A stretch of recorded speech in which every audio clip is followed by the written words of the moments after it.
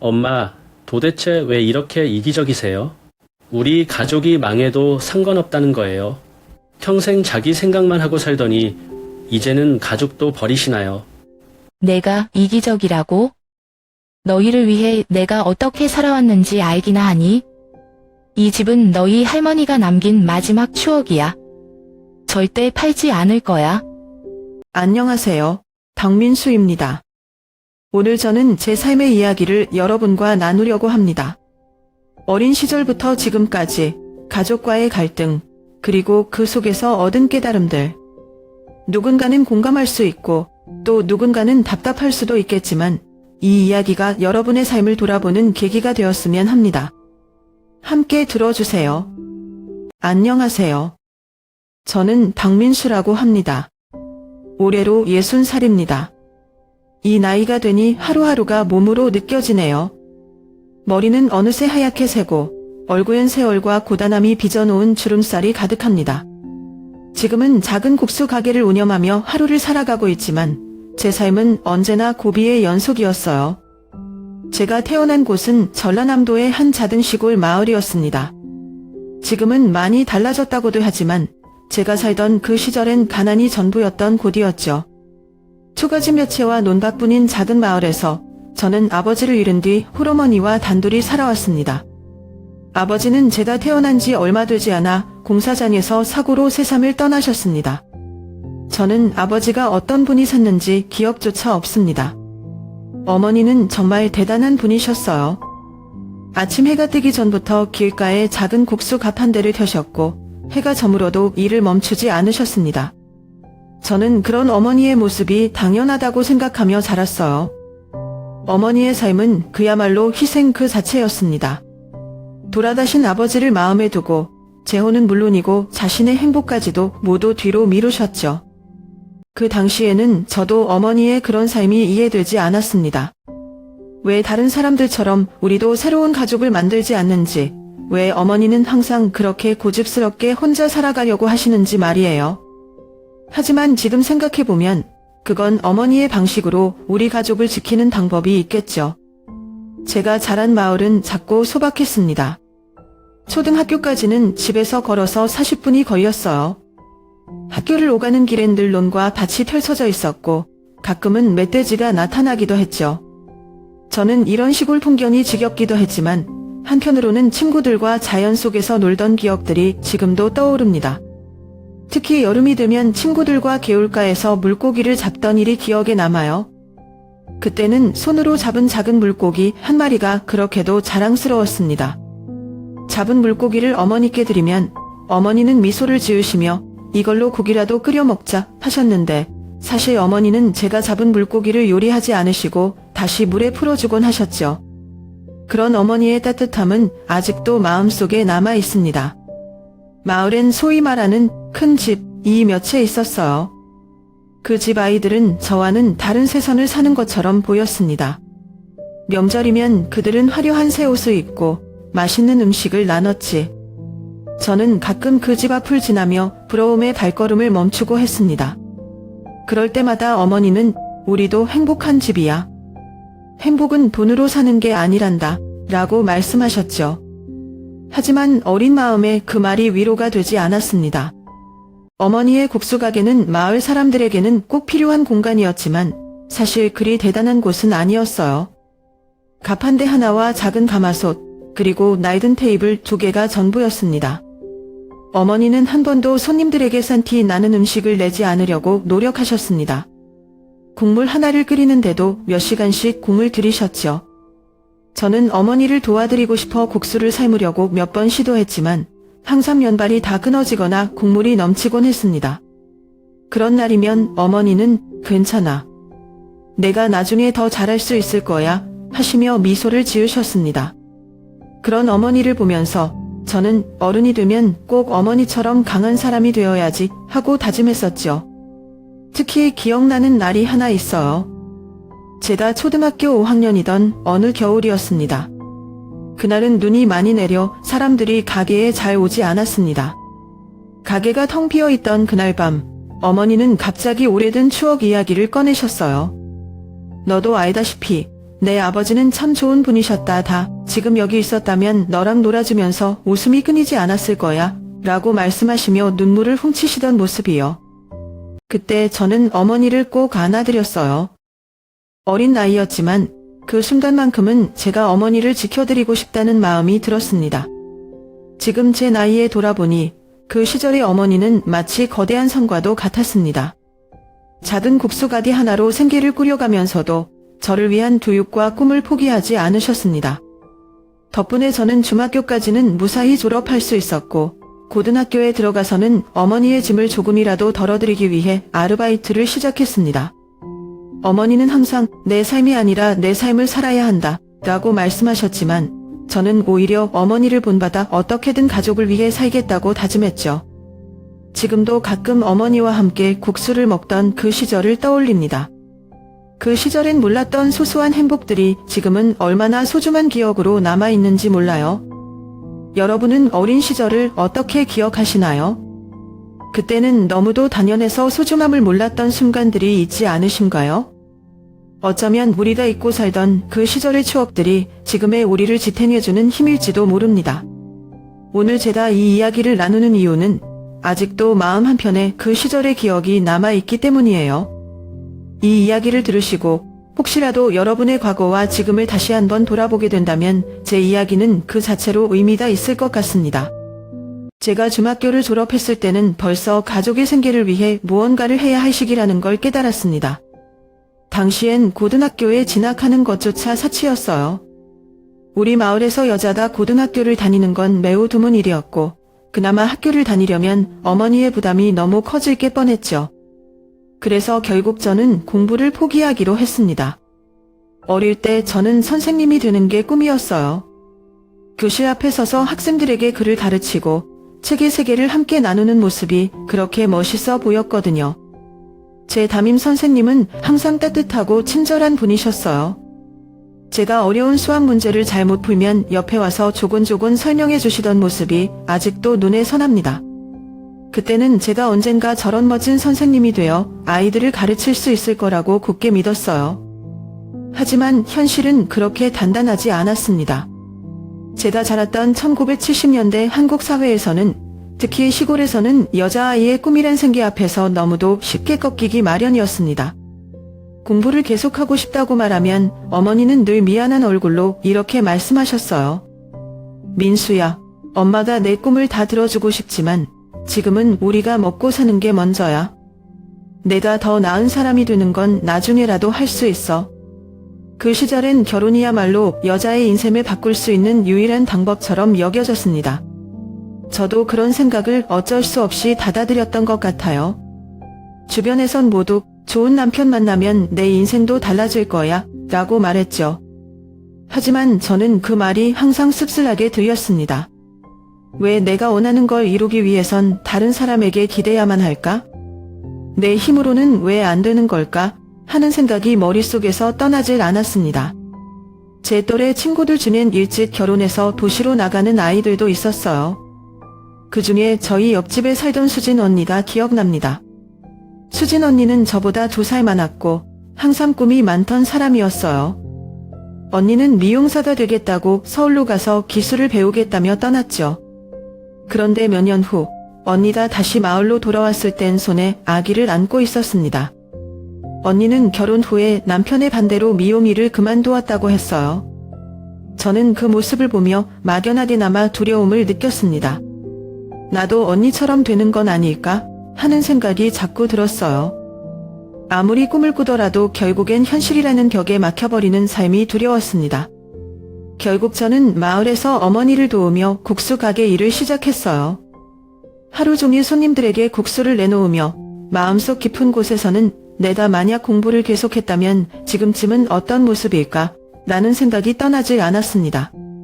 하지만 어머니를 탓할 수는 없었어요.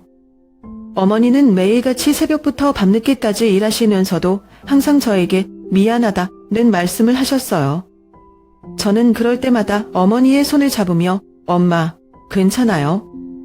저도 행복해요. 라고 말하곤 했습니다.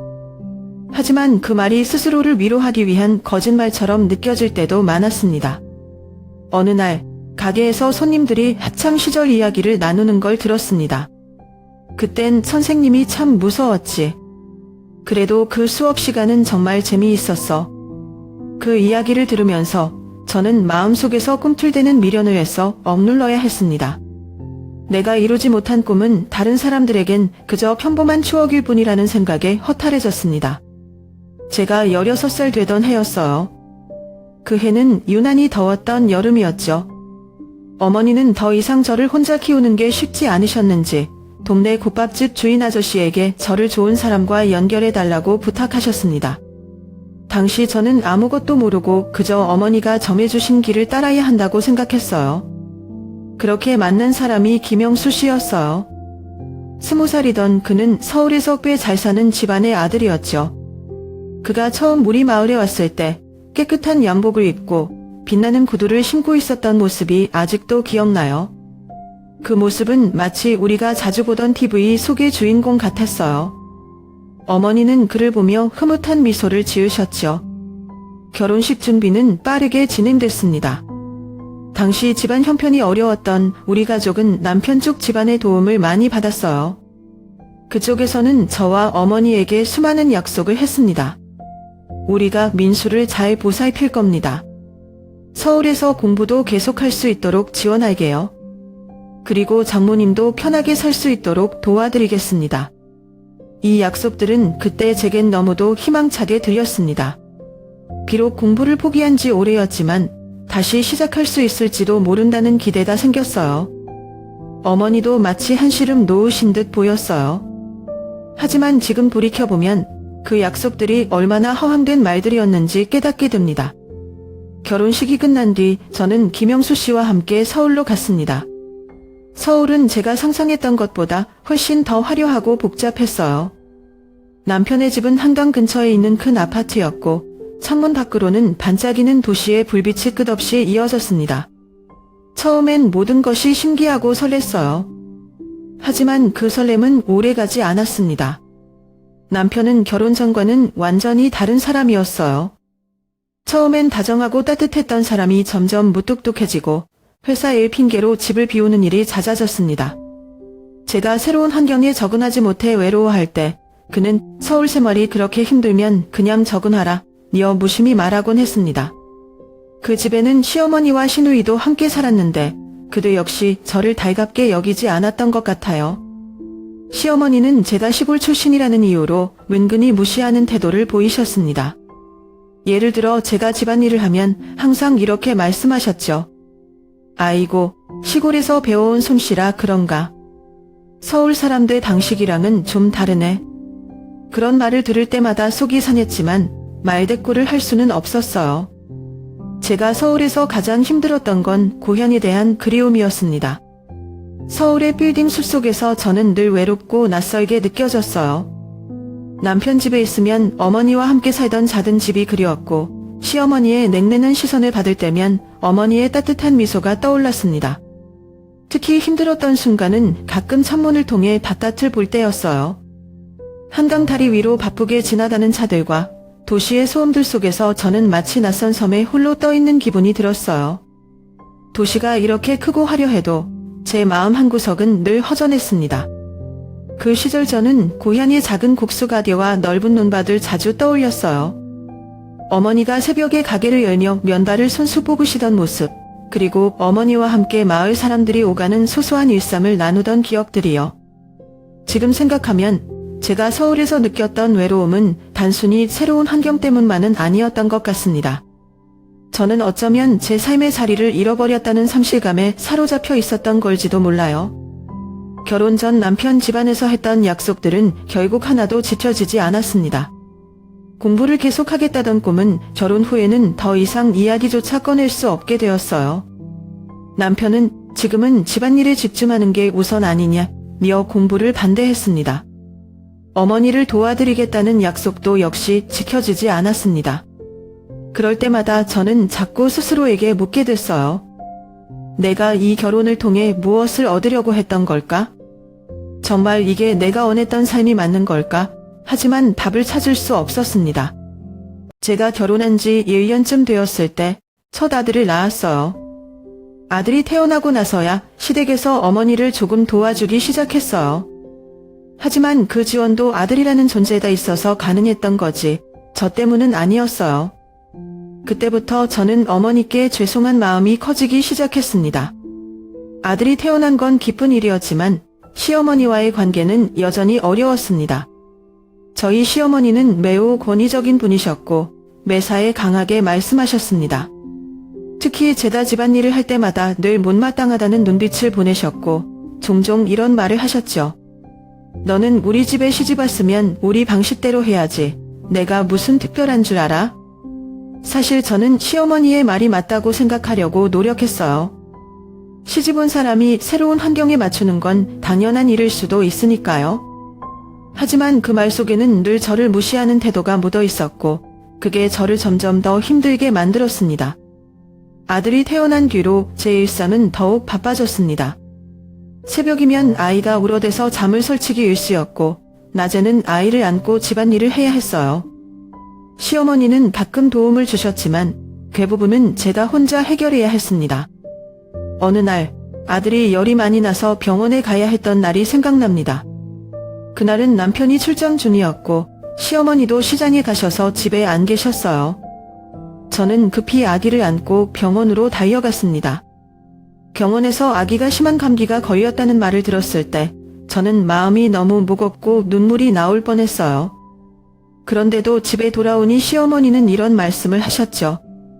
요즘 젊은 애들은 뭘 그렇게 호들갑이야. 옛날엔 감기쯤은 집에서 다 낫는 거였어. 그 말을 듣고 너무 서러웠어요. 저는 그저 아기가 아픈 게 걱정돼서 최선을 다했을 뿐인데 그걸 과하게 걱정한다는 식으로 받아들여지지 억울한 마음이 들었습니다. 제가 가장 힘들었던 건 시어머니가 제가 하는 모든 일을 당연하게 여기고 조금의 감사함도 표현하지 않으셨다는 점이었어요. 저는 매일 새벽부터 밤까지 일하고 아이를 돌보면서도 항상 부족한 사람처럼 느껴졌습니다. 시어머니는 종종 이렇게 말씀하시고 했습니다. 내가 너한테 이런 집에서 살게 해줬으면 고마워해야 하는 거 아니냐? 너는 항상 내가 더 힘들다고 생각하는 것 같아. 사실 그 말씀에 반박할 수도 없었어요. 제가 받은 지원은 분명 있었고 저 역시 그 부분에 대해 고마운 마음이 있었으니까요. 하지만 그 말을 들을 때마다 제 마음은 더욱 무거워졌습니다. 서울에서의 생활이 길어질수록 저는 고향이 더 그리워졌습니다. 어머니는 여전히 혼자 국수 가게를 운영하고 계셨는데 제가 자주 찾아뵙지도 못했어요. 아이를 데리고 고향에 내려간 적이 몇 번 있었지만 그마저도 시댁의 눈치를 보며 짧게 다녀와야 했습니다. 어머니와 마주 앉아 이야기할 때면 항상 어머니가 먼저 웃으며 이렇게 말씀하셨어요. 서울살이 힘들지? 그래도 너한테는 아들이 있잖아. 그 아이 잘 키우면 엄마는 다 괜찮아. 그 말을 들으면 저는 울컥하면서도 그저 고개를 끄덕이는 것밖에 할 수 없었어요. 어머니가 얼마나 힘든 상황에서도 저를 걱정하고 계신지 느껴졌거든요. 며느리로서의 삶은 때로는 나 자신을 잃어버린 것 같은 기분이 들게 했습니다. 하지만 저는 그 시간을 통해 무엇이 진짜 중요한지, 그리고 내가 어떤 사람이 되고 싶은지를 더 깊이 생각하게 되었습니다. 시간이 참 빠르네요. 제가 벌써 60살이 되었으니 어머니는 어느덧 80을 넘기셨습니다. 어머니는 점점 더 힘이 없어 보이셨고 예전처럼 활기차게 움직이시던 모습은 이제 찾아볼 수 없어요. 손발이 느려지셨고 자주 아프다고 말씀하시는 날이 많아졌습니다. 그럴 때마다 저는 가슴이 찢어질 듯 아팠어요. 어릴 적부터 어머니가 저를 위해 얼마나 많은 희생을 하셨는지 누구보다 잘 알고 있기에 이제라도 제가 어머니를 편히 모셔야 한다는 마음뿐이었죠. 하지만 현실은 그게 쉽지 않았습니다. 저희 가족이 살고 있는 서울의 집은 크지 않습니다. 단이 2개뿐인 아파트에 저와 남편, 아들 셋이서 살고 있어요. 어머니를 모셔오고 싶다는 마음이 굴뚝 같았지만 이 좁은 공간에서 어머니가 얼마나 불편하실지 생각하면 쉽게 결정을 내릴 수 없었습니다. 게다가 생활비 걱정도 컸습니다. 남편은 매달 고정적인 수입이 있긴 했지만 서울에서 살면서 드는 비용이 만만치 않았어요. 아들의 교육비, 집세, 생활비까지 생각하면 매달 빠듯했죠.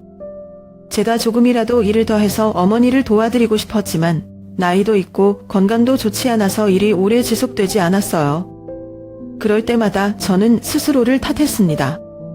내가 조금만 더 능력이 있었더라면 어머니를 이렇게 두진 않았을 텐데 라는 생각이 머릿속을 떠나지 않았습니다.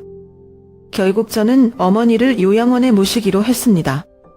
처음 이 결정을 내렸을 때는 정말 마음이 무서웠어요. 어머니께 말씀드리기 전날 밤 저는 잠을 한숨도 잘 수 없었어요. 어머니가 과연 이 결정을 받아들이실까? 나를 원망하시진 않을까? 하는 걱정이 가득했죠.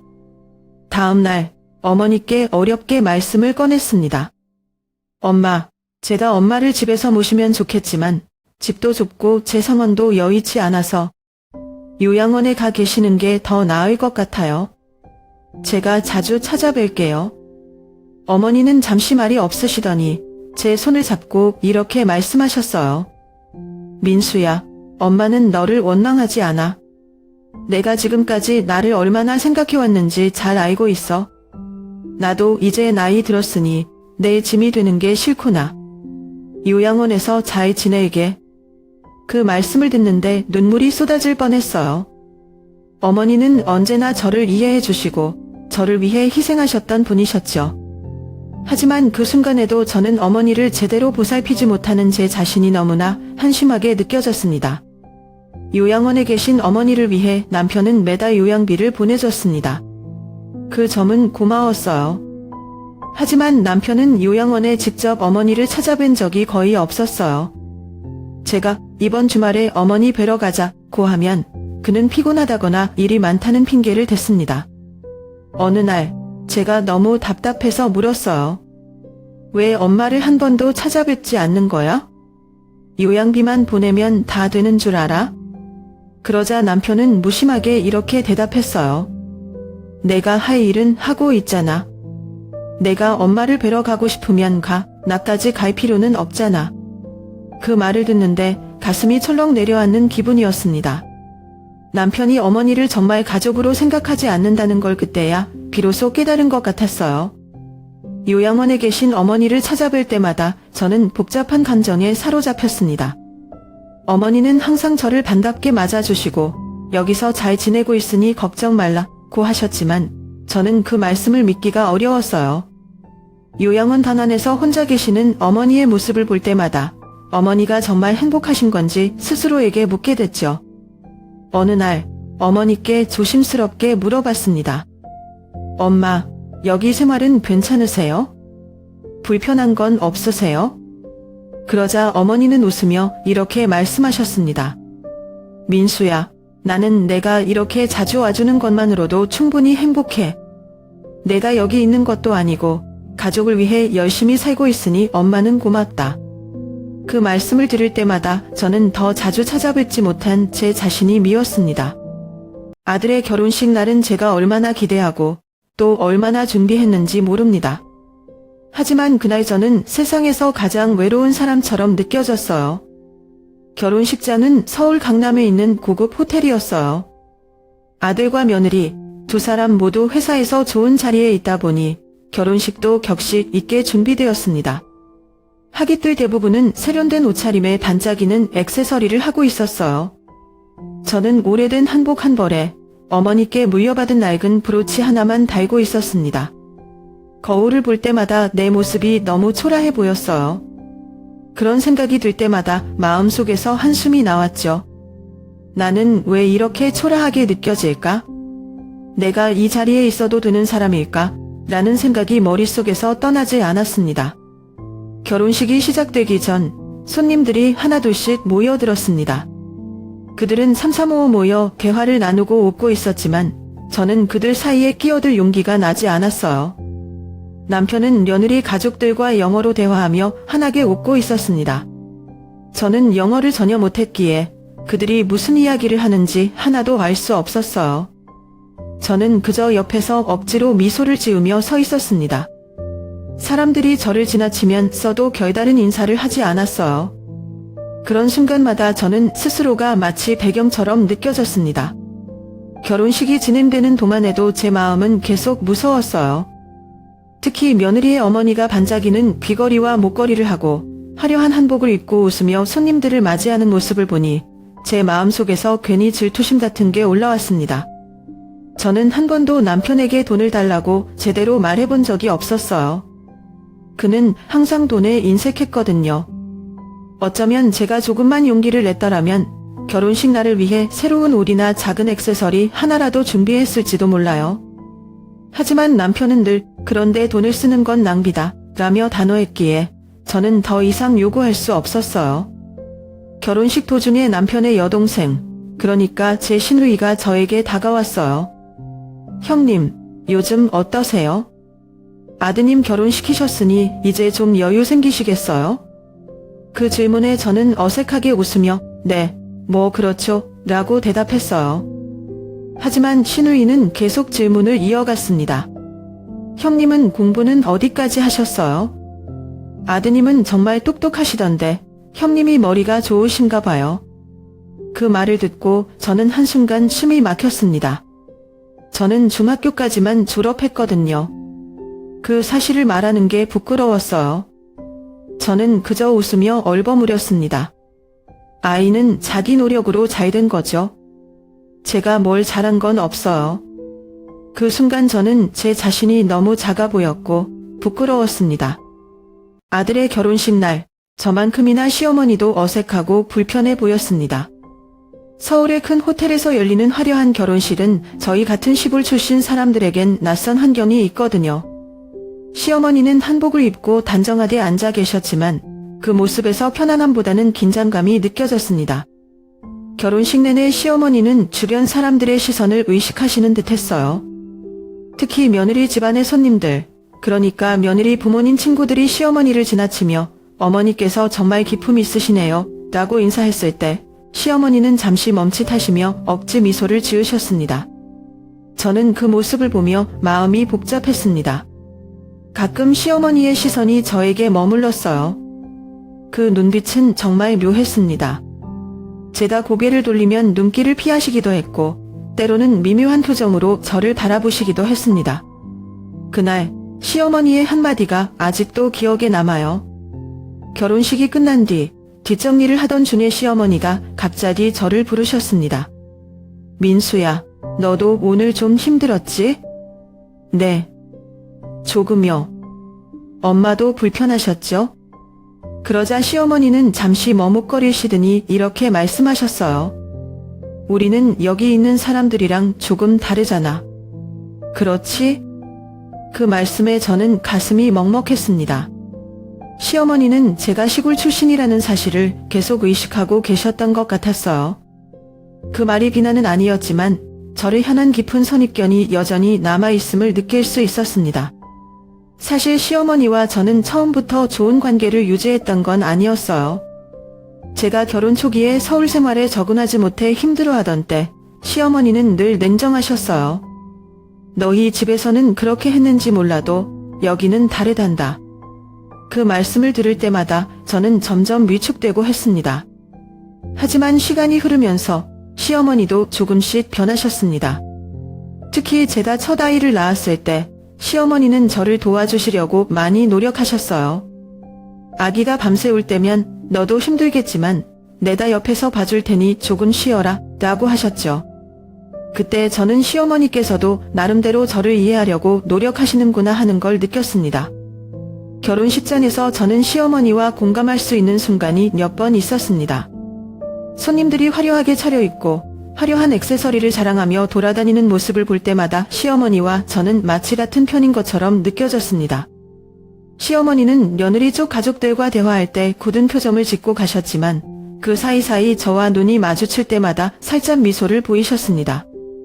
저는 그 미소가 우리가 함께 느끼는 어색함과 불편함을 나누는 방식이라고 생각했어요. 결혼식이 끝나고 다시 일상으로 돌아왔습니다. 화려했던 결혼식장 분위기는 사라지고 현실은 언제나 그렇듯 차가웠습니다.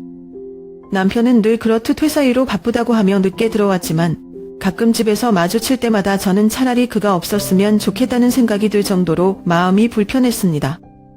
남편은 결혼식 이후로 저에게 한 가지를 계속해서 이야기했습니다.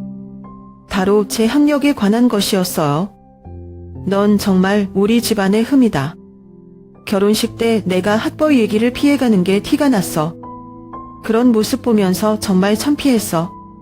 그 말을 들을 때마다 저는 가슴이 찢어지는 것 같았습니다. 사실 저는 학벌이라는 게 그렇게 중요한지 몰랐습니다. 물론 저는 중학교까지만 나왔고 고등학교는 다니지도 못했지만 그게 제가 열심히 살지 않았다는 뜻은 아니었거든요. 남편이 비난할 때마다 제 과거가 떠올랐습니다. 어류적인 책을 좋아하던 아이였고 선생님이 되는 게 꿈이었습니다. 하지만 아버지가 일찍 돌아가시고 어머니 혼자서 생계를 책임지셔야 했던 상황에서 저는 공부 대신 어머니를 돕는 길을 선택할 수밖에 없었어요. 남편에게 이런 이야기를 몇 번이나 해주고 싶었지만 그는 항상 듣기 싫다는 표정을 지었습니다. 그만 분명해. 내가 그렇게 힘들었다며 지금이라도 공부를 하던가. 그의 말은 저를 더 깊은 좌절로 몰아넣었습니다. 나이를 먹고 가정을 꾸린 제가 지금 와서 공부를 시작할 수 있을까요? 게다가 돈은 어디서 나며 시간을 어떻게 만들어야 할까요? 어느 날 저녁이었습니다. 남편이 퇴근 후 거실에 앉아 TV를 보고 있던 중에 갑자기 저를 향해 말했습니다. 내 친구들 아내들은 다 대학 나왔어. 어떤 아내는 외국에서도 공부했더라고. 그런데 넌 정말 비교되더라. 저는 그 말을 듣고 아무 말도 할 수 없었습니다. 단지 설거지를 하던 손이 멈췄고 눈물이 조용히 흘러내렸습니다. 남편은 그런 제 모습을 보고도 아무렇지 않게 TV 소리를 높였습니다. 그 순간 저는 방에 들어가 문을 닫고 한참을 울었습니다. 왜 저는 항상 참아야 할까요? 이 질문은 제 마음속에서 떠나지 않았습니다. 남편의 비난을 들을 때마다 저는 스스로에게 그래도 아이를 위해서, 가정을 위해서 참아야지 라고 되뇌곤 했습니다. 비가 억수같이 쏟아지던 어느 날 오후였습니다. 저는 부엌에서 저녁 준비를 하고 있었어요. 그날따라 유난히 힘이 들었는데 갑자기 전화벨이 울렸습니다. 전화 화면에 요양원 번호가 떠있길래 순간 심장이 철렁 내려앉았습니다. 요양원에서 오는 전화는 보통 어머니와 관련된 일이었으니까요. 수화기를 들자마자 간호사의 다급한 목소리가 들려왔습니다. 박민수님 맞으시죠? 어머니께서 지금 위중하십니다. 빨리 오셔야 할 것 같아요. 그 말을 듣는 순간 저는 손에서 전화기를 떨어뜨릴 뻔했습니다. 정신이 아득해졌어요. 저는 급히 외투를 걸치고 우산도 챙기지 않은 채 뛰쳐나갔습니다. 다행히 길에서 택시를 잡을 수 있었지만 차 안에서 제 마음은 복잡하기 그지없었습니다. 빗물이 차참을 타고 흐르는 모습이 마치 제 눈물을 대신하는 것 같았어요. 왜 나는 어머니를 더 자주 찾아뵙지 못했을까? 요양원에 모시는 게 맞는 선택이었을까? 수많은 후회와 자책이 밀려왔습니다. 저는 한동안 하늘만 바라보며 눈물을 삼켰습니다. 요양원에 도착했을 때 간호사가 저를 병실로 안내해 주었습니다. 문을 열고 들어가는 순간 저는 충격을 받았습니다.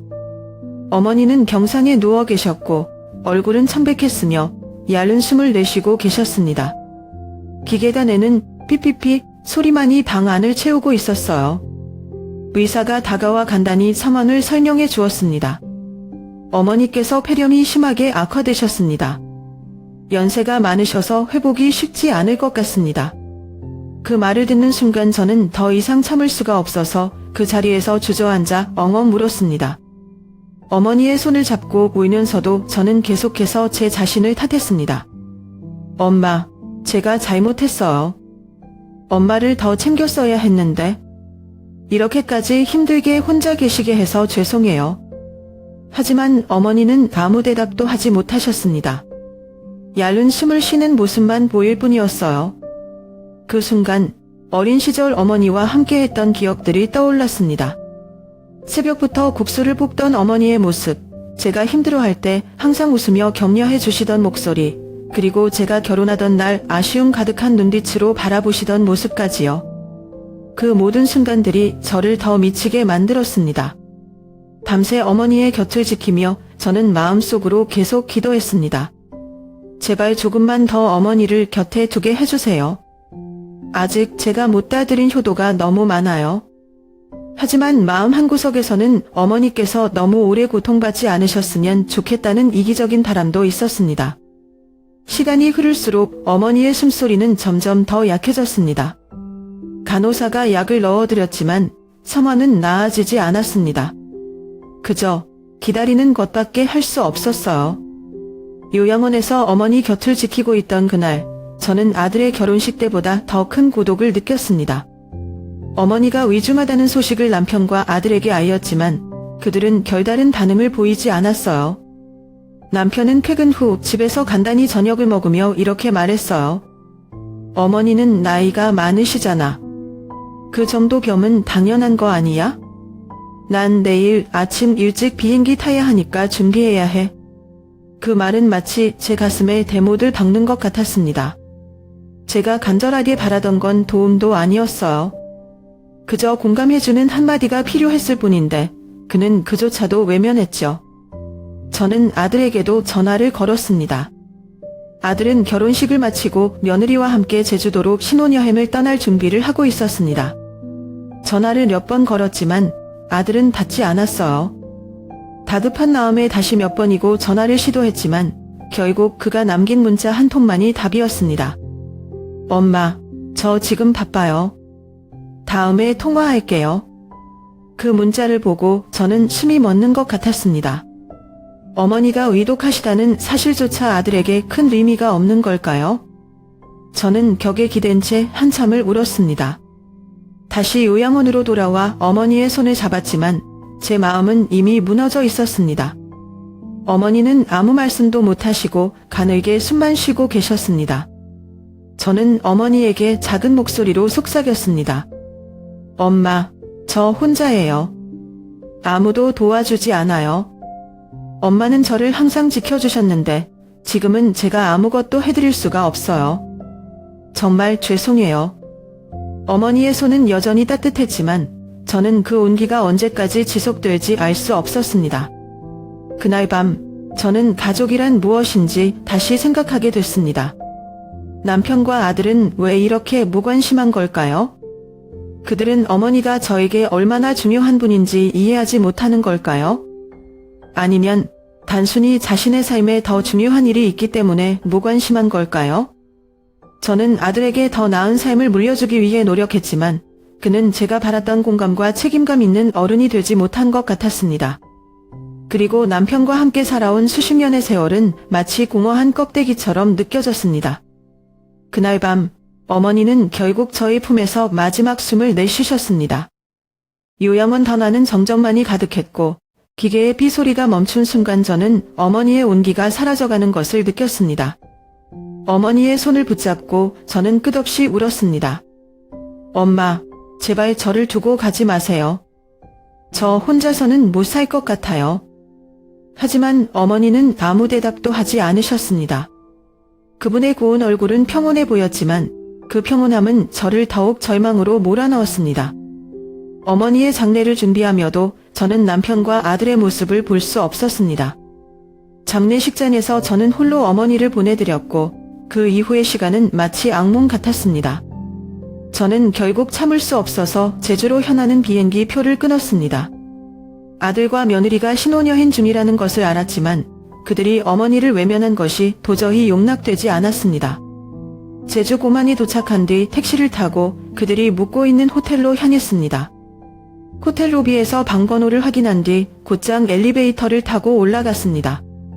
아들의 방 앞에 도착했을 때 저는 망설임 없이 문을 두드렸습니다. 잠시 후 아들이 문을 열었고 저를 본 순간 그의 표정은 당황과 짜증이 뒤섞인 모습이었습니다. 엄마, 여기까지 왜 오셨어요? 그 말을 듣는 순간 저는 폭발하고 말았습니다. 왜 왔냐고? 내 할머니가 돌아가셨는데 너는 여기서 신혼여행이나 즐기고 있잖아. 어떻게 내가 그렇게 무시할 수 있니? 방 안으로 들어가 아들과 며느리가 준비한 짐들을 잡고 던지기 시작했습니다. 옷이며 신발이며 바닥으로 떨어졌고 저는 울부짖으며 소리쳤습니다. 너 같은 놈이 내 아들이라니. 너는 불효자야. 내가 어떻게 내 할머니를 그렇게 대할 수 있어? 아들은 아무 말 없이 멍하니 저를 바라보았고 며느리는 당황한 표정으로 아들을 붙잡았습니다. 제주에서 돌아온 저는 완전히 무너진 상태였습니다. 어머니를 잃은 슬픔에 더해 가족이 보여준 냉담함이 저를 더 깊은 절망으로 몰아넣었습니다. 집에 돌아오자마자 남편은 제게 다가오더니 차갑게 말했습니다. 너 제정신이야? 신혼여행 중인 아들에게 가서 그런 짓을 하다니 우리 집안을 완전히 망신시켰어. 그의 말은 제 가슴에 또 다른 비수를 꽂았습니다. 저는 울며 반박했습니다. 망신은 무슨 망신이야? 당신은 장례식에도 얼굴 한 번 안 비치고 아들은 할머니가 돌아가셨는데도 신혼여행이라니. 그런 게 가족이야? 그때 남편은 갑자기 제 뺨을 세게 때렸습니다. 정신 차려. 너 때문에 집안 분위기가 엉망이 됐어. 내가 왜 항상 문제를 만드는지 알아? 너 자신을 한번 돌아봐. 그 말에 저는 더 이상 할 말을 잃었습니다. 눈물만 흐를 뿐이었습니다. 그날 밤 아들도 저를 찾아왔습니다. 저는 혹시나 아들이 미안하다는 말을 할까 기대했지만 그의 말은 제 가슴을 더 아프게 했습니다. 엄마, 왜 그렇게 하셨어요? 할머니 돌아가신 건 안타깝지만 신혼여행은 제 인생에서 중요한 순간이에요. 엄마 때문에 모든 걸 망쳤어요. 제 행복을 망쳐놓고 기분이 좋으세요? 그 말은 마치 제 존재를 부정하는 것처럼 들렸습니다.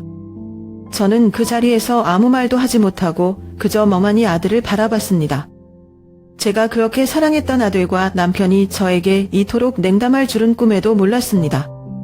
그날 밤 저는 혼자 방에 앉아 계속해서 주문했습니다. 내가 잘못한 걸까? 내가 가족들에게 너무 많은 기대를 했던 걸까? 하지만 여전히 답을 찾을 수 없었습니다. 어머니의 장례가 끝나고 가족 간의 관계는 더욱 삼박해졌습니다. 특히 시어머니의 태도는 저를 더욱 힘들게 했습니다. 장례식 후 저녁에 모두 모인 자리에서 시어머니는 저를 향해 이렇게 말씀하셨습니다. 민수야, 너는 정말 우리 집안에 도움 하나 안 되는 사람이야. 그동안 집안에서 먹고 사는 것도 우리가 다 해줬는데 이제는 내 아들 신혼여행까지 망쳐놓다니. 도대체 무슨 염치로 여기까지 살았니? 그 말을 듣는 순간 저는 숨이 막히는 것 같았습니다. 저는 울면서 변명하려 했지만 시어머니는 말을 멈추지 않았습니다. 내가 그동안 한 게 뭐 있니? 그냥 우리 집에 얹혀 살면서 힘들다는 핑계로 일도 안 하고 가족을 부끄럽게 만들 뿐이잖아. 저는 더 이상 그 자리에 있을 수가 없었습니다. 방으로 들어가 문을 닫고 혼자 울었어요. 가족이라고 생각했던 사람들이 더 이상 제 편이 아니라고 느껴졌습니다. 남편도, 아들도, 시어머니도 그 누구도 저를 필요로 하지 않는 것 같았습니다. 그날 밤 저는 침대에 누워 스스로에게 계속 물었습니다. 내가 정말 그렇게 잘못했을까? 내가 가족들에게 짐만 되는 사람일까? 어머니를 떠나보낸 슬픔도 크지만 가족에게서 받은 이 상처는 그 이상으로 저를 짓누르고 있었습니다. 남편은 저를 전혀 위로하지 않았고 아들은 여전히 냉랭했습니다. 아들의 얼굴에는 화난 표정이 가득했어요. 엄마, 왜 그렇게 하셨어요? 할머니를 사랑하셨던 건 알겠지만 이건 정말 아니었어요. 그 말에 저는 또다시 상처를 받았습니다. 내가 할머니를 사랑했던 것이 잘못이 있을까요? 가족을 향한 제 마음은 왜 그들에게 닿지 않았을까요? 며칠 동안 고민한 끝에 저는 결국 그 집을 떠나기로 결심했습니다. 어머니의 장례를 마친 후로 더 이상 그 집에 머물 이유가 없다고 생각했습니다. 저는 그동안 어머니의 집에 남겨진 작은 물건들과 추억들을 떠올리며 고향으로 돌아가기로 했습니다. 작은 가방 하나에 제 소지품을 넣고 아무도 없는 아침 일찍 집을 떠났습니다. 고향에 도착했을 때 어머니와 함께 살던 작은 집은 여전히 그 자리에 있었습니다. 낡고 오래된 집이었지만 저에게는 그곳이 유일한 안식처였습니다. 고향으로 돌아온 후 저는 어머니가 운영하시던 국수 가게를 다시 열기로 했습니다. 오래된 주방 기구를 닫고 벽에 걸린 사진들을 정리하며 어머니와의 추억을 하나씩 되새겼습니다. 처음 국수를 만들던 날 저는 어머니가 곁에서 조용히 웃으며 응원해 주시는 것 같은 기분이 들었어요. 가게를 다시 열자마자 동네 사람들이 찾아오기 시작했습니다. 민수 씨, 돌아왔구나. 어머니가 끓이시던 국수가 그리웠는데 다시 먹을 수 있어서 정말 기뻐. 그 말을 듣는 순간 저는 어머니와 함께했던 따뜻한 추억들이 다시 살아나는 것 같았습니다. 매일 아침 일찍 가게 문을 열고 국물을 끓이며 손님들을 맞이하는 일이 이제는 제 삶의 가장 큰 기쁨이 되었습니다. 국수를 먹으러 오는 손님들과 나누는 소소한 대화 속에서 저는 어머니의 목소리를 떠올리곤 했습니다. 어느 날 한 손님이 이렇게 말했습니다. 민수 씨가 만드는 국수는 어머니 손맛이랑 똑같아요. 어머니가 하늘에서 정말 자랑스러워 하실 거예요. 그 말을 듣고 저는 눈물이 날 뻔했지만 웃으며 고개를 끄덕였습니다. 가족에게서 받은 상처는 아물기 어려운 것이지만 저는 어머니의 추억과 국수 가게에서 새로운 삶을 찾았습니다. 여러분도 비슷한 경험을 하신 적이 있으신가요? 상처를 극복하고 다시 일어서기까지 시간이 얼마나 걸렸나요? 고현에서의 삶이 조금씩 형운을 되찾아가던 어느 날 갑자기 아들이 찾아왔습니다. 오랜만에 보는 아들의 모습은 한눈에 봐도 예전과 달랐습니다. 얼굴이 많이 수척해 보였고 눈 밑에는 다크서클이 짙게 내려와 있었습니다. 엄마, 저 왔어요. 아들의 목소리는 힘이 없었고 저는 괜스레 마음이 불안해졌습니다. 무슨 일이니? 잘 지내고 있니? 제가 조심스럽게 물었지만 아들의 얼굴엔 복잡한 감정이 엿보였습니다. 잠시 머뭇거리던 아들이 결국 입을 열었습니다.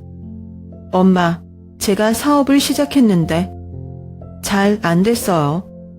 빚이 많이 생겼습니다. 그 말을 듣는 순간 저는 순간적으로 당황했지만 곧 걱정이 앞섰습니다. 그래. 얼마나 힘들었으면 여기까지 왔겠지. 괜찮아. 엄마가 조금이라도 도와줄게. 저는 어머니가 남겨주신 적은 돈에서 일부를 꺼내 아들에게 주었습니다. 이 돈으로 조금이나마 해결해봐. 하지만 꼭 성실하게 살아야 한다. 잘못된 길로 가면 안 된다. 아들은 눈물을 글썽이며 고개를 끄덕였고 저는 아들의 등을 가만히 토닥였습니다. 하지만 그날 이후 아들은 자주 저를 찾아오게 되었습니다. 처음엔 며느리가 임신 중이라며 아이를 위해 돈이 필요하다고 했습니다. 엄마, 이제 둘째가 곧 태어나요. 그런데 요즘 물가가 너무 비싸요. 아이 분유 살 돈도 없어요. 아들의 말에 저는 또다시 작은 돈을 건넜습니다. 아이들을 생각하니 거절할 수 없었거든요. 하지만 시간이 갈수록 아들의 방문은 점점 잦아졌고 그의 요구는 더욱 커졌습니다. 어느 날 아들이 이렇게 말했습니다. 엄마, 이 집 좀 파는 게 어때요? 어차피 엄마 혼자 사는데 너무 크잖아요. 그 돈으로 제가 다시 일어설 수 있도록 도와주세요. 그 말을 듣는 순간 저는 심장이 철렁 내려앉았습니다. 이 집은 단순한 집이 아니었습니다. 어머니와 함께한 추억, 그리고 제가 새로 시작한 삶의 기반이었습니다. 이 집은 안 된다, 아들아. 이건 너희 할머니가 남겨주신 집이야. 내가 어머니를 잃고 나서도 여기서 어머니의 온기를 느끼면서 살아가고 있단다. 하지만 아들은 포기하지 않았습니다. 엄마, 저도 제 가족을 위해 어쩔 수 없어요. 이 집을 팔면 우리 모두가 살 수 있어요. 아들의 간청을 듣는 동안 저는 말없이 눈물만 흘렸습니다. 아들의 말을 들으며 저는 끝없이 고민했습니다. 이 집을 팔아 아들을 도와야 하는 걸까? 아니면 내가 여기에 남아 어머니와의 추억을 지키는 게 맞는 걸까? 하지만 결국 저는 결심했습니다. 이 집을 지키기로요. 어머니와의 추억이 담긴 이 집을 팔아버린다면 저는 어머니와의 유대마저 잃어버릴 것 같았습니다.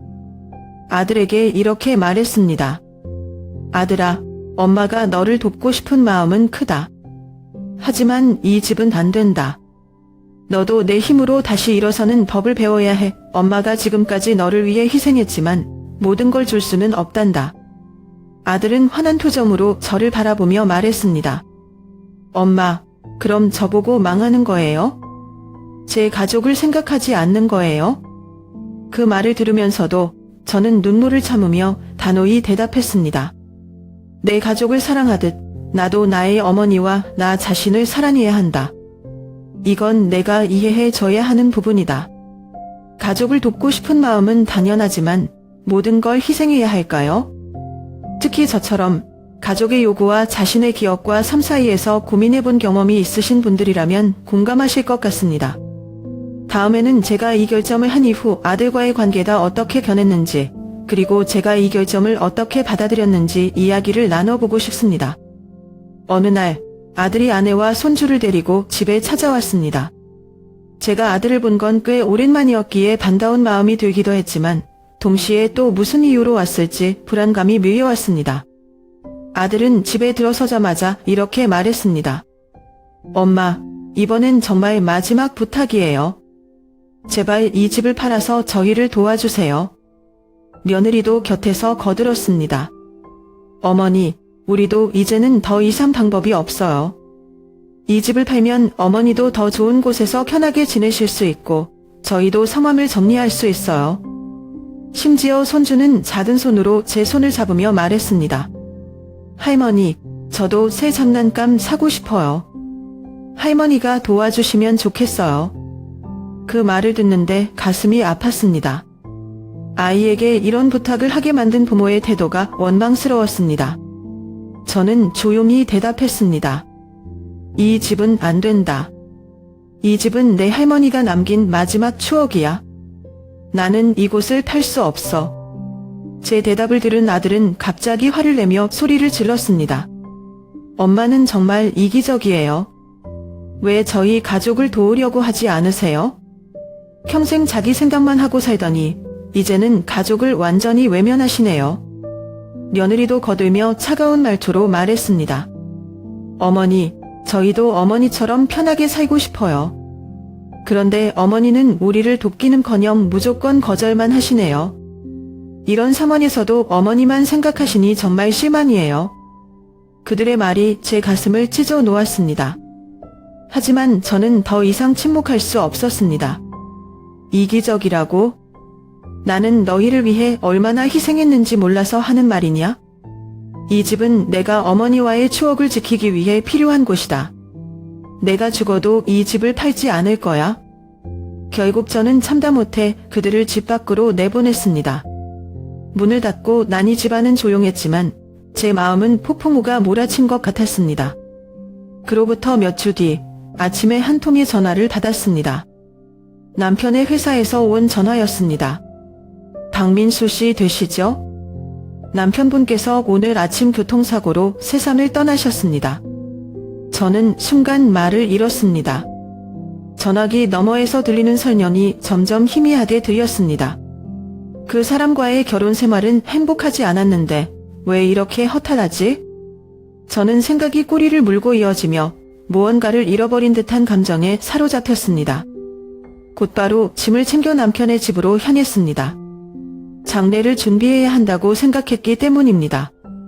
남편의 집에 도착했을 때 시댁 식구들은 이미 모여 있었습니다. 그러나 제가 문 앞에 서자마자 시어머니가 나타나더니 날카로운 목소리로 말했습니다. 여기까지 왜 온 거냐?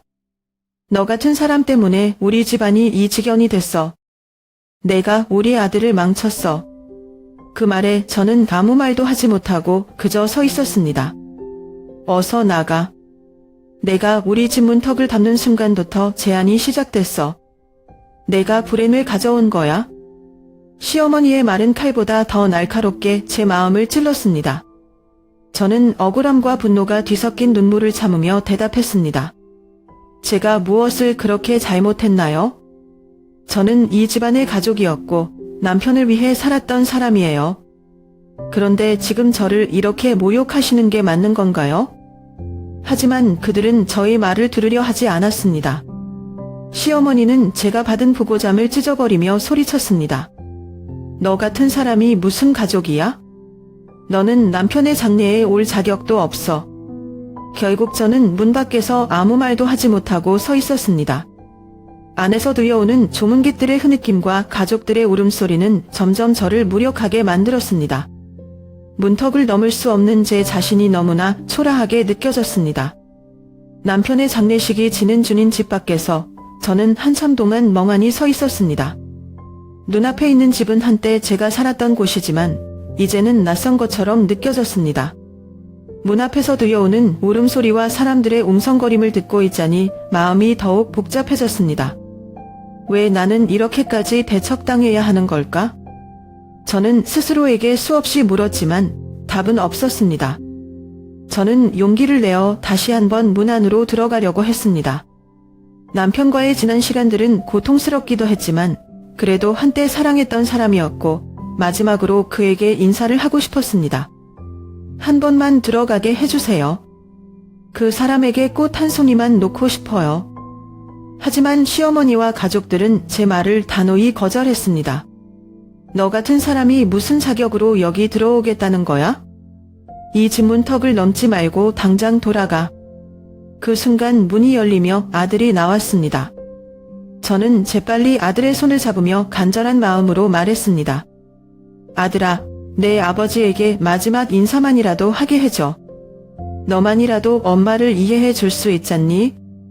하지만 아들은 저를 차갑게 쳐다보며 말했습니다. 엄마, 여기서 뭐 하는 거예요? 제발 돌아가세요. 엄마가 여기 있으면 우리 가족이 더 창피해져요. 그 말을 듣는 순간 저는 완전히 얼어붙었습니다. 아들의 손은 제 손을 뿌리치듯 떨쳐냈고 그의 차가운 눈빛은 제 마음을 산산조각 냈습니다.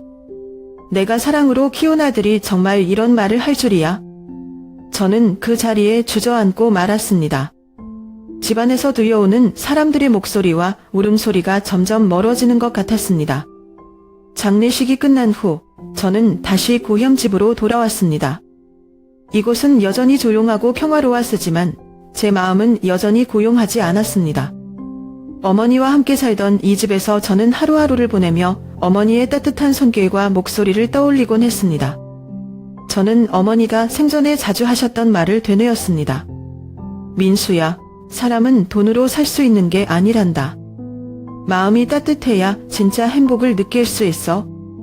하지만 제 삶은 그 말을 따르지 못했던 것 같습니다. 저는 젊은 시절 더 나은 삶을 꿈꾸며 선택한 결혼이 결국 제 인생을 이렇게 고통스럽게 만들 줄은 몰랐습니다.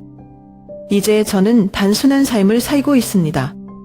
매일 국수 가게를 열고 손님들과 소소한 대화를 나누며 제 마음속 상처를 조금씩 치유하고 있습니다.